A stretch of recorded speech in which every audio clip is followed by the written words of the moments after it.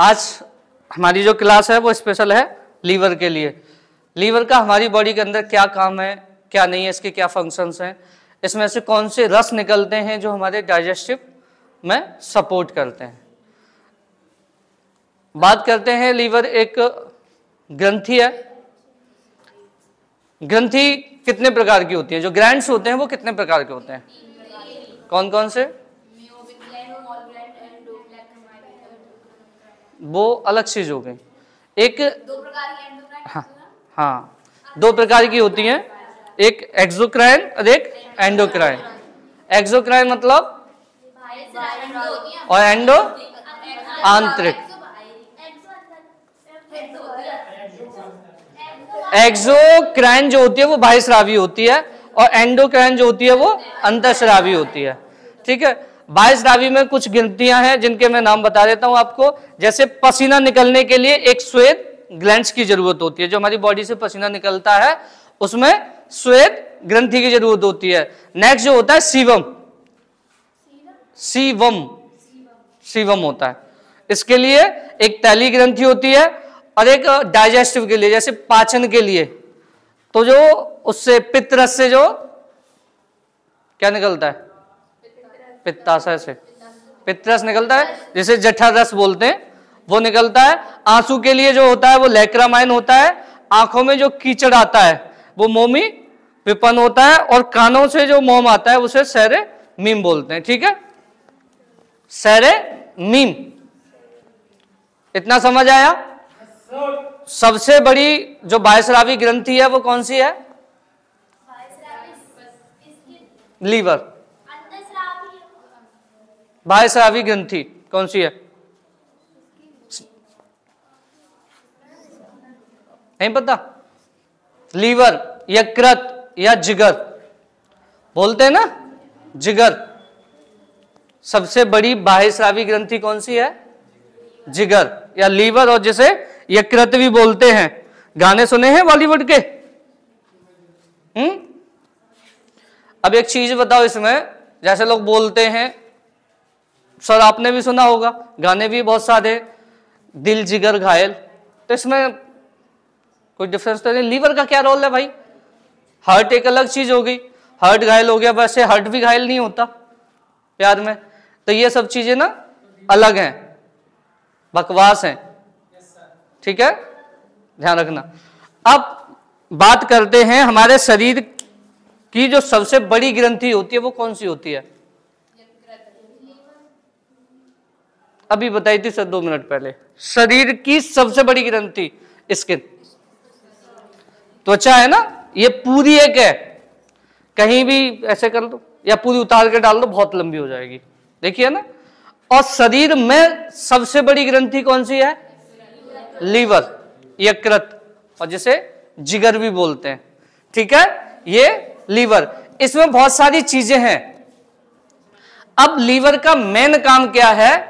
इसके अंदर कौन सा रस बनता है, कौन सा नहीं बनता है? आपने इसमें ये देखा है गॉल ब्लैडर, इसे हिंदी में बोलते हैं पित्ताशय। क्या बोलते हैं? इसमें से कौन सा रस निकलता है? पित्तरस निकलता है। अब इसमें तो बनता नहीं, आता तो लीवर से ही है ना। अब इसमें से ये क्या है? उसको स्टोर करता है। क्या करता है? स्टोर करता है। जैसे हमने बहुत सारी चीजें खाई, या जैसे हमने खाना खाने के लिए तैयार हुए, तो लीवर का मेन काम क्या है? चाहे भले ही 2 बूंद निकाले, उसको कंटिन्यूअस निकालना है। अब उसको स्टोर कौन करेगा? पित्ताशय, गॉल ब्लैडर। अब तुमने एक चीज देखी होगी, लोग बोलते हैं कि पित्त की थैली में पथरी होगी। पथरी हो जाती नहीं हो जाती? तो वो पित्त की थैली में पथरी किस वजह से होती है? हमारे शरीर के अंदर कैल्शियम तो बनता है, जो स्टोन होती है वो किसकी बनी होती है? कौन बताएगा? जो हमारे शरीर में स्टोन जो होती है, जो बनती है, वो किसकी वजह से बनती है? नहीं पता? कैल्शियम ऑक्जेलेट, कैल्शियम ऑक्जेलेट की वो बनी होती है। अब बनती क्यों है? हम लोग बहुत सारी चीजें खाते हैं, हमारे ब्लड में भी कैल्शियम होता है। कभी कभी आपने देखा है डॉक्टर्स चेक कराते हैं इसका कैल्शियम लेवल चेक करा लो। ऐसा थोड़ी है कि हड्डी में से कैल्शियम निकालते हैं, ब्लड ही निकालते हैं, ब्लड में भी कैल्शियम होता है। अब जितना हमारी हड्डियों में कैल्शियम उससे तो कोई मतलब नहीं है।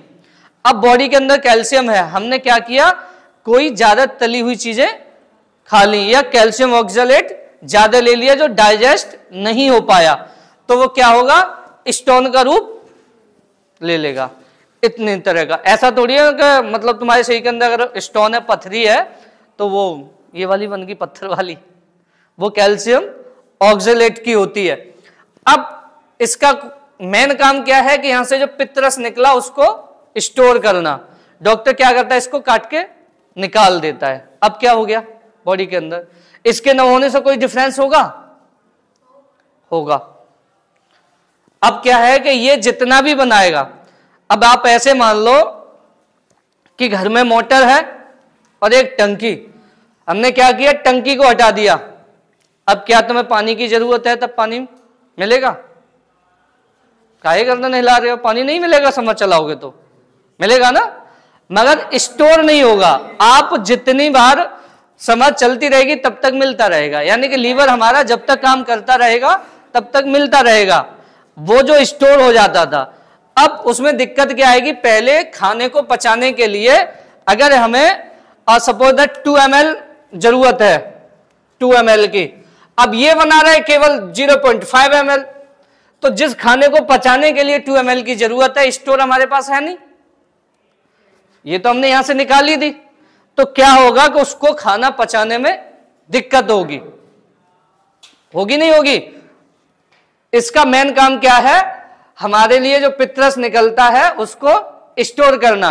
इसके निकलने से जो भी पेशेंट्स होता है उसको दिक्कत होती है खाना पचाने में, इसलिए तो बोलते हैं जिसका गॉल ब्लैडर या पित्ता से निकल जाता है उसे खाना पचाने में दिक्कत होती है। उसके लिए ऑयली चीजें और जितने भी कोलेस्ट्रॉल वाली जो चीजें हैं जिनको पचाने में बॉडी को ज्यादा मेहनत करनी पड़ती है, लीवर को ज्यादा डाइजेस्ट करना पड़ता है, वो चीजें उनके लिए मना की जाती हैं। आज कोई मानता है? कोई नहीं मानता। बोले निकल तो गई, अब कहां पथरी होगी, यही तो बोलते हैं ना कि निकल तो गई, अब कहां पथरी होगी। गॉल ब्लैडर को सर पूरा निकाल देते हैं यहां से, इसका कनेक्शन खत्म।